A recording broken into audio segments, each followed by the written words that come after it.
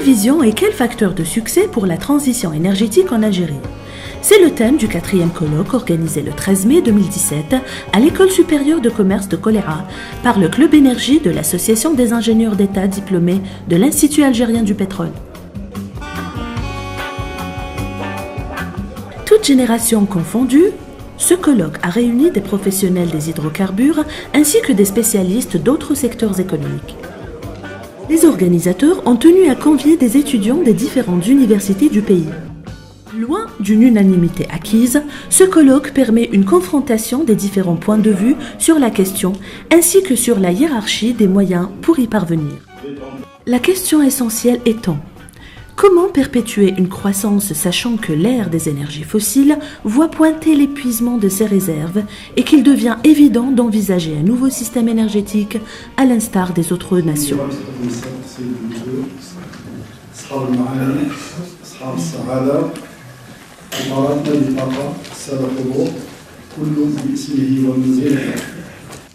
Or, Pierre Guillaume, qui était l'adversaire de l'Algérie, a tenu des propos très élogieux sur Nordin Aïtla aussi.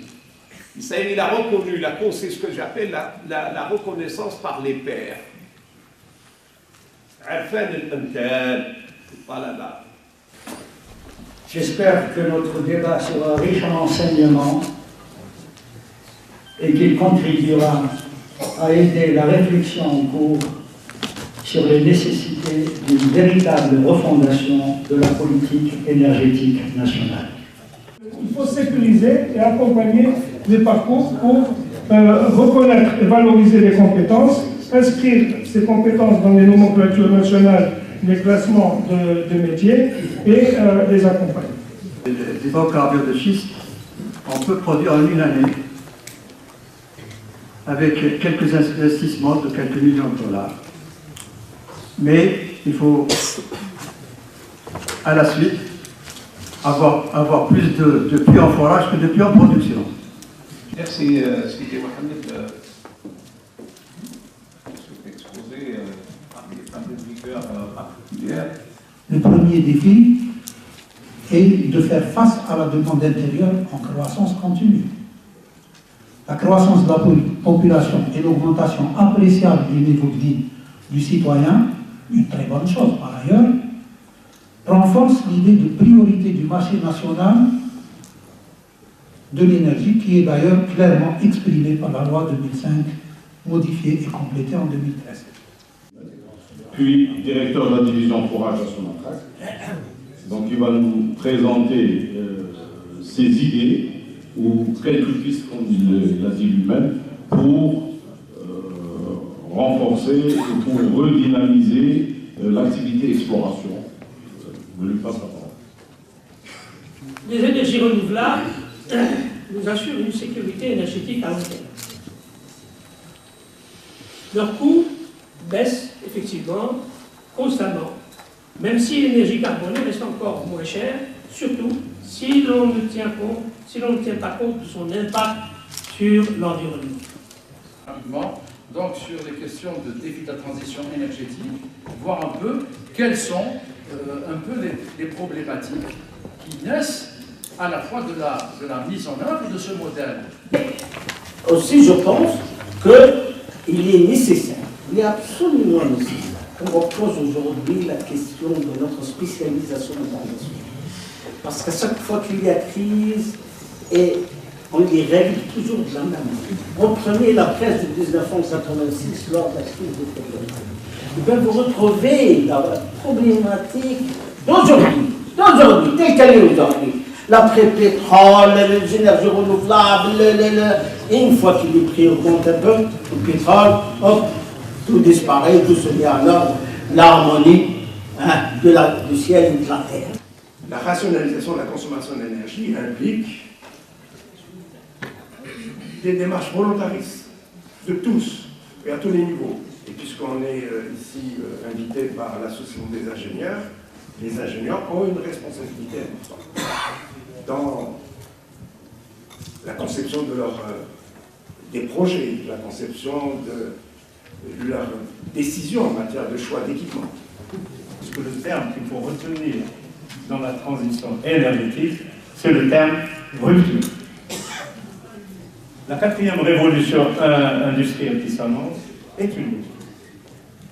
Et il faut que nous puissions, nous, dans le cadre de cette vision qu'on a de développement énergétique, se dire que tracer des lignes, comme nous avons l'habitude de le faire, à partir d'une vision du passé, c'est fini. Moi, je suis quelqu'un de résolument optimiste. Donc, tout ce que je dis va dans le sens d'un renouveau et une volonté forte de pouvoir développer toutes les ressources disponibles en Algérie. Toutes. Sans aucune exclusion. L'évolution des modes de production d'énergie peut offrir des possibilités de liaison industrielle entre l'énergie solaire et l'industrie pétrochimique, un autre atout de l'Algérie. Donc des chercheurs en énergie solaire se recherchent encore au stade expérimental, mais ils ont identifié un gros potentiel dans le développement de cellules photovoltaïques polymères à base de plastique. Cette inégalité de répartition géographique est encore plus accentuée pour le gaz naturel. Donc les réserves techniquement récupérables à l'état actuel sont évaluées à 194 000 milliards de mètres cubes. Mais là aussi, 41% au Moyen-Orient et 32% en Russie et les anciens pays de l'Union soviétique. Le collègue ce matin avait parlé de l'Inde qui, au mois de février, avait réalisé l'une des plus grandes centrales solaires photovoltaïques de plus de 600 MW. Elle l'a réalisé en moins de 6 mois. Mais il lui a fallu des années pour arriver à la réalisation d'un tel objectif. Bien d'abord, pour ce que nous avons aujourd'hui dans nos hydrocarbures, il faut augmenter les réserves. Alors on augmente en intensifiant l'éco-exploration. Ça se fait en moyens propres et en association. Du reste, toutes les formes possibles. Augmenter le taux de récupération des gisements en production. Ce que M. Tchekmani, je m'exprime un peu à sa place, est très sceptique aussi sur la fiabilité d'un système d'énergie renouvelable. Si on ajoute à cela, si on suppose que les installations ne fonctionneront elles-mêmes qu'à 50%, il faudra encore diminuer ces deux chiffres et on arrivera par exemple à 1% ou 1,8%. Donc je conclue maintenant. Après les successives interventions des experts, place à un riche débat où les différentes tendances s'expriment. Le mouvement anti-gaz de schiste dont je suis fière d'avoir appartenu, auquel je suis fière d'avoir appartenu, n'a pas seulement été contre les gaz de schiste. Nous avons appelé dans le moratoire pour donc les gaz de schiste, nous avons fait un appel à la création d'une commission indépendante pour parler de la transition économique en Algérie et forcément énergétique. Les États-Unis produisent la moitié de leur production de gaz, c'est du gaz de schiste. Ok? Ils ont commencé les exportations. Je vous donne un deuxième exemple. L'Argentine aujourd'hui, qui a à peu près les mêmes réserves que nous, a déjà foré plusieurs centaines de puits pour évaluer ses réserves, parce qu'elles sont énormes. Il faut d'abord contribuer à informer l'opinion publique. L'opinion publique est privée des informations. Il n'est pas normal. Il n'est pas normal que dans ce pays-là, le débat sur le gaz de schiste, le pays est divisé en deux clans. Il y a tant de millions qui sont pour le gaz de schiste et tant de millions qui sont contre le gaz de schiste. Le gaz de schiste, il ne va pas venir aujourd'hui, il ne va pas venir dans 5 ans. Même si on démarre maintenant l'appréciation, il faut faire de l'engineering, il faut faire du schéma de développement, etc. C'est pas pour aujourd'hui, mais c'est pour plus tard. C'est pour ça que j'avais dit que le gaz de schiste peut venir. D'abord, c'est le complément numéro 1 pour les énergies renouvelables. Deuxièmement, il peut venir à un moment où nos réserves vont baisser. Le pire de tous les scénarios, c'est qu'il n'y aurait ni diversification économique, ni transition énergétique. Donc, moi j'essaie de comprendre comment ces deux aspects, qui sont inséparables, parce que c'est l'aspect financier et l'aspect énergétique, comment ces deux aspects pourraient se combiner et quel est celui qui détermine l'autre? À diversifier notre économie, on n'aurait pas besoin de parler de la diversification énergétique. Ça fait partie, justement. Et le niveau élevé qu'il faut rechercher, c'est une diversification de notre économie afin que nous puissions ne plus dépendre constamment des revenus pétroliers. Aujourd'hui, l'électricité photovoltaïque coûte 3 fois moins cher le kilowattheure que l'énergie produite avec le meilleur carburant, c'est-à-dire le gaz naturel. Donc, nous sommes réellement à un virage technologique et civilisationnel.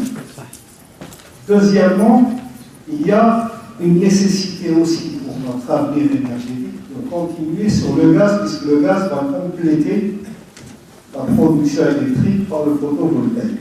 Si le photovoltaïque est beaucoup plus cher que les conventionnels, comme c'est le cas actuellement, est-ce que le fait de développer les énergies renouvelables et d'exporter du gaz naturel, qui est une énergie bon marché, ne revient pas un peu à une sorte de transfert de la rente, c'est-à-dire on consomme une énergie qui est plus chère et on exporte une énergie qui est bon marché?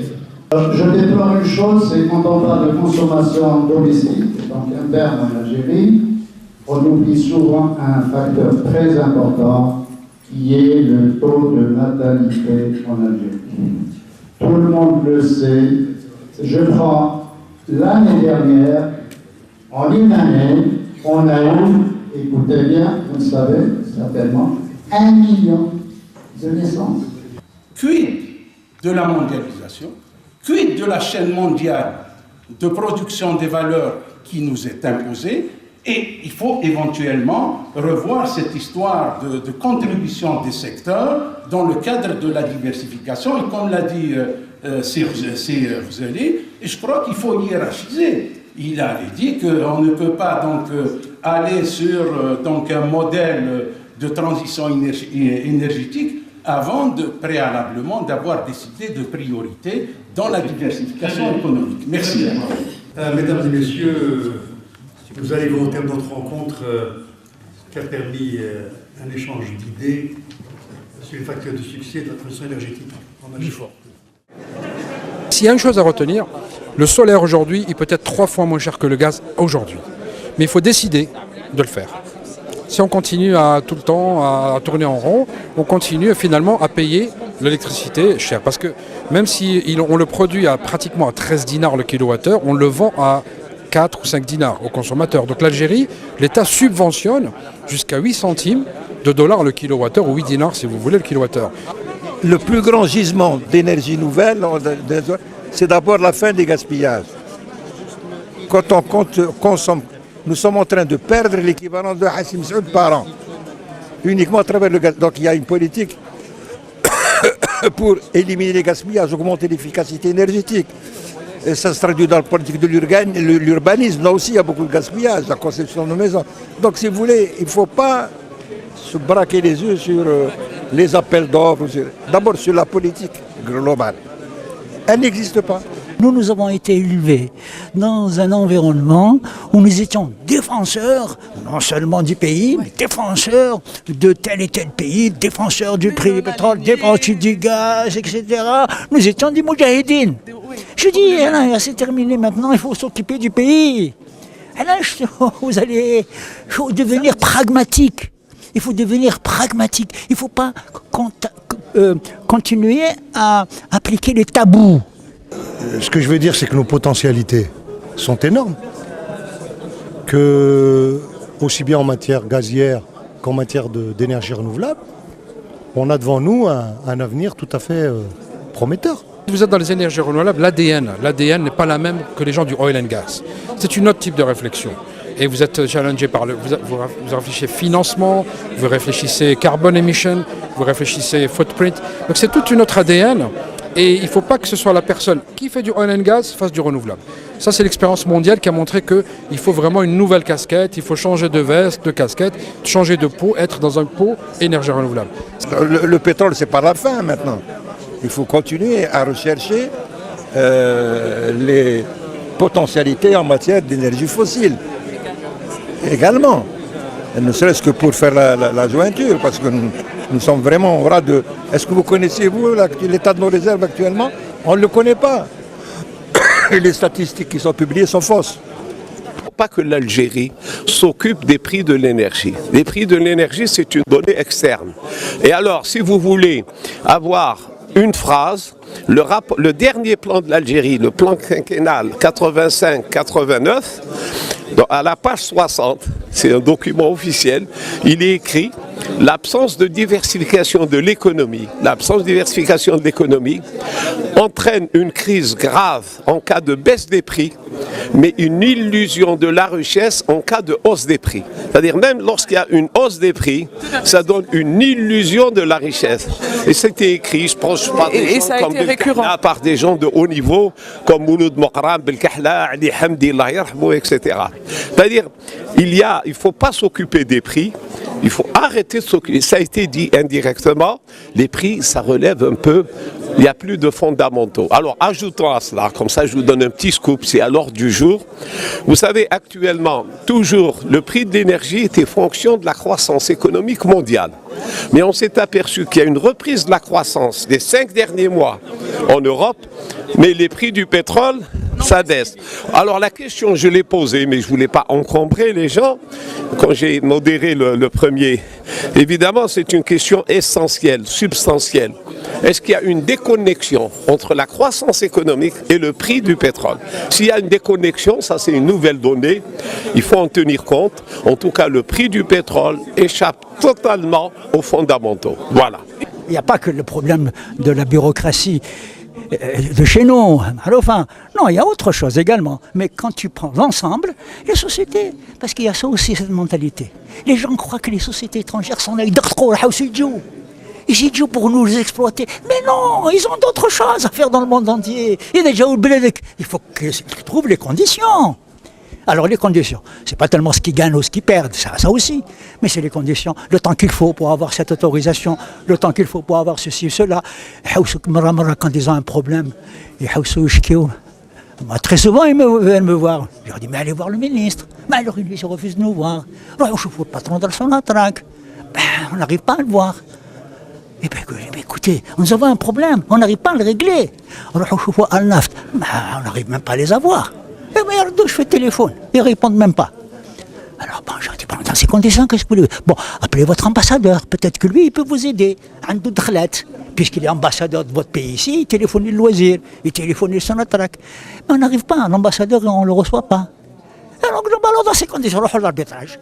Parce que c'est la seule voie qui leur reste. Et l'arbitrage, mais bouge l'arbitrage.